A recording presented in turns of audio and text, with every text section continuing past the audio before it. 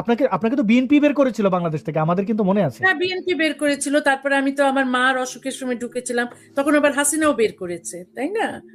এখন কথা হচ্ছে হাসিনা আমাকে ঢুকতে দেয়নি, কিন্তু আমি কিন্তু চাই যে হাসিনা যদি দেশে ফিরতে চান, দেশে ফেরার অধিকার তার থাকা উচিত, এবং দেশে যেন উনি ফিরতে পারেন এবং আবার রাজনীতি করতে পারেন, নির্বাচনে অংশগ্রহণ করতে পারেন।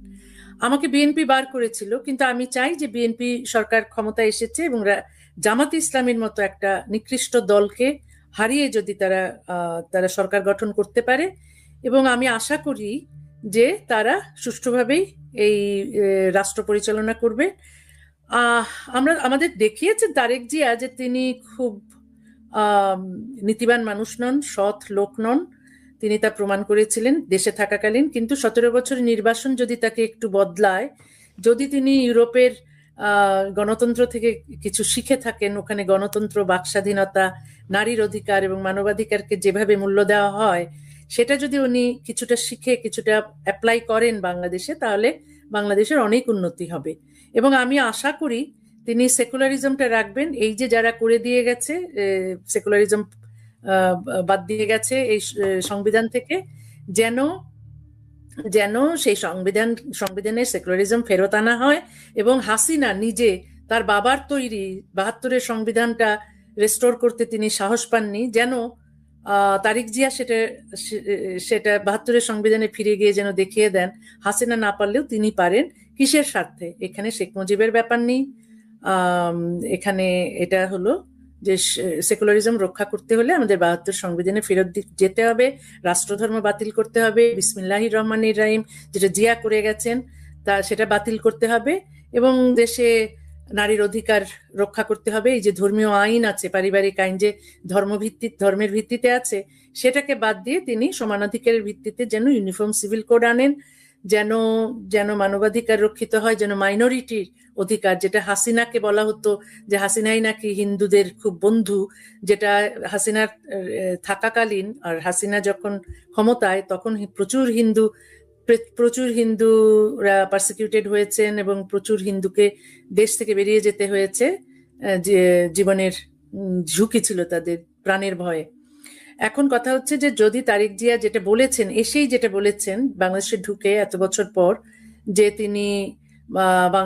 তিনি মুসলমান, হিন্দু, খ্রিস্টান, বৌদ্ধ যা আছে, সব রকমের জেন্ডার, সব রকমের ধর্ম, সব রকমের কালচার মানুষের যারা আছেন দেশে সবার নিরাপত্তা তিনি রক্ষা করবেন, এবং সেটা যদি তিনি তার তার প্রমিস রাখেন, তাহলে তো দেশ খুব ভালো চমৎকার চলবে। তবে আমি চাই যে দেশ অর্থনৈতিক উন্নতি ঘটবে, এবং একই সঙ্গে সবার জন্য স্বাস্থ্য, সবার জন্য শিক্ষাও যেন, তিনি নিশ্চয়ই জানেন তিনি শিখে এসেছেন সেটা ইউরোপ থেকে, সেটা যেন করেন, এবং যে গ্যাপ আছে ধনী এবং দরিদ্রে, সেটা যেন ঘুচিয়ে ফেলেন। এবং ভারতের সঙ্গে বন্ধুত্ব রক্ষা করতে হবে, এটা নিজেদের অর্থনৈতিক স্বার্থে, পলিটিক্যাল স্বার্থে। আর এই যে পাকিস্তানের সঙ্গে যে দহরম মহরম চলছিল ইউনুসের, এবং ইউনুসের দালাল বাহিনী আর এই ঘাতক বাহিনী, রাজাকার বাহিনী বা দেশদ্রোহীদের নিয়ে যে ইউনুস যা চালাচ্ছিলেন, সেগুলো যেন বন্ধ হয়। কারণ আমরা দেশকে চাই না, যে দেশকে পাকিস্তানও বানাতে চাই না, আফগানিস্তান বানাতে চাই না, আমরা এটাকে সেকুলার রাষ্ট্র বানাতে চাই, এবং সবার জন্য নিরাপত্তার ব্যবস্থা যেন করতে হয়। এবং বাক স্বাধীনতা, যেটার জন্য আমরা সবাই ভুগছি, যেটা নেই বলে আমাদের আজকে দেশের বাইরে থাকতে হচ্ছে, কেউ যদি, যারা দেশের বাইরে আছে তারা যদি দেশে ফিরতে চায়, বাক স্বাধীনতার জন্য যারা ফিরতে পারছে না তারা যেন ফিরতে পারে, বাক স্বাধীনতা যেন থাকে দেশে।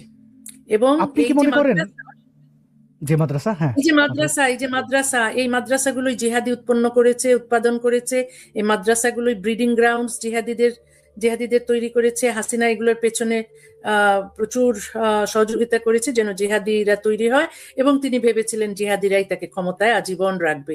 সেটা সম্ভব হলো না। আসলে এটাতে কি লেসনটা আমরা পাই যে এই জিহাদিদের কখনো সাপোর্ট করতে হয় না, জিহাদিরা যে ক্রাইম করছে তার যেন পানিশমেন্ট ঠিকঠাক দেওয়া হয়, তা না হলে এই জিহাদিরাই একদিন, যে জিহাদিদের তুমি প্রমোট করছো সেই জিহাদিরাই একদিন তোমাকে ডিস্ট্রয় করবে।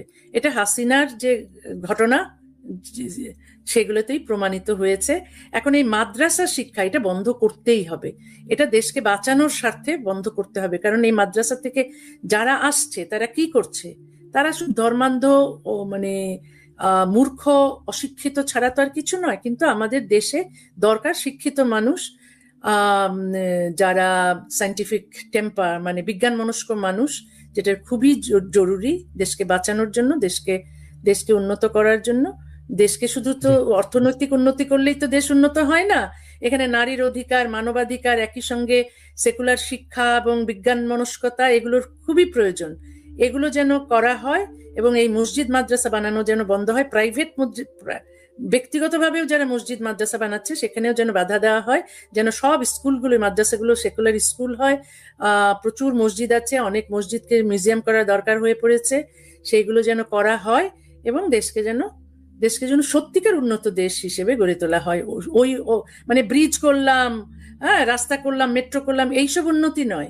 এসব উন্নতি তো আছেই, সঙ্গে যেন মানুষের নৈতিক চরিত্রের উন্নতি করা হয়, মানুষকে যেন সৎ এবং সাহসী করে গড়ে তোলা হয়, মানুষকে যেন ধর্মান্ধতা থেকে মুক্ত করা হয়। এইটাই ভাবি। আমি জানি না বিএনপির পক্ষে কতটুকু সম্ভব হবে, তবে শুরু যদি করেন উনি, তাহলে সেটা ভালোর দিকেই এগিয়ে যাবে। কিন্তু বিএনপি তো খুব সামান্য নারীদেরকে তাদের প্রাপ্য অধিকার দিল আর কি। ওই নমিনেশন তো সবই তো বেটা, চতুর্দিকে দেখি। পুরুষতান্ত্রিক সমাজ সবই হ্যাঁ। এখন কথা হচ্ছে যে তাদের, আমি তো বলছি না যে তারা একেবারে খুব মহান একটি দল না, এই দলের ভুল ত্রুটি তো প্রচুর আছে। এই দল এই দেশদ্রোহীদের সঙ্গে, জামাতির সঙ্গে, রাজাকারদের সঙ্গে তো আঁতাত করেছে অনেক। এইবার যদি আমাদের তো গত 1.5 বছরে তো অনেক শিক্ষা হলো, এই মানুষ তো এইসব থেকে অনেক শিক্ষা নেয়। এখন যদি বিএনপির মধ্যে কিছু ভালো লোক আছে, যেমন ফজলুর রহমান, এমন আরো কিছু ভালো মানুষ আছে যারা মুক্তিযুদ্ধের পক্ষের, যারা স্বাধীনতার পক্ষের এবং নারীর অধিকারের পক্ষের, বাক স্বাধীনতার পক্ষের, তাদেরকে সরব হতে হবে। এবং আমি আশা করছি যে এক্ষুনি তো রাতারাতি তো আমরা একটা সেকুলার রাষ্ট্র পেয়ে যাব না, তবে একটা শুরু হবে, একটা ভালোর দিকে যাত্রা শুরু হবে। এবং আমি মনে করি না যে আওয়ামী লীগের নিষিদ্ধ থাকা উচিত। এই একটা গণতান্ত্রিক সরকার এসে যেন আওয়ামী লীগের নিষেধাজ্ঞা তুলে ফেলে এবং আওয়ামী লীগ যেন তারা রাজনীতি করার অধিকার পায় এবং পরবর্তী নির্বাচনে যেন পার্টিসিপেট করার অধিকার পায়। কারণ জামাতে ইসলামী ছাড়া, ধর্মভিত্তিক রাজনৈতিক দল ছাড়া আমি মনে করি না অন্য কোনো দলকে নিষিদ্ধ করা উচিত। একমাত্র যদি সেকুলার দেশ হয়, সেকুলার রাষ্ট্র হয়, এবং যেটা খুবই জরুরি বাংলাদেশের জন্য, সেখানে কোনো ধর্মভিত্তিক রাজনৈতিক দল থাকতে পারে না। সেই ক্ষেত্রে কিন্তু মানে নীতি অনুযায়ী জামাতে ইসলাম যদি নিষিদ্ধ হয় সেটা ঠিক আছে। এবং সমস্ত ধর্মভিত্তিক আইন যেগুলো আছে, ধর্মভিত্তিক রাজনীতি, ধর্মভিত্তিক রাষ্ট্র, সবকিছুকেই বদলাতে হবে। তো ধর্মভিত্তিক কিছু থাকা উচিত নয়, একেবারেই নয়।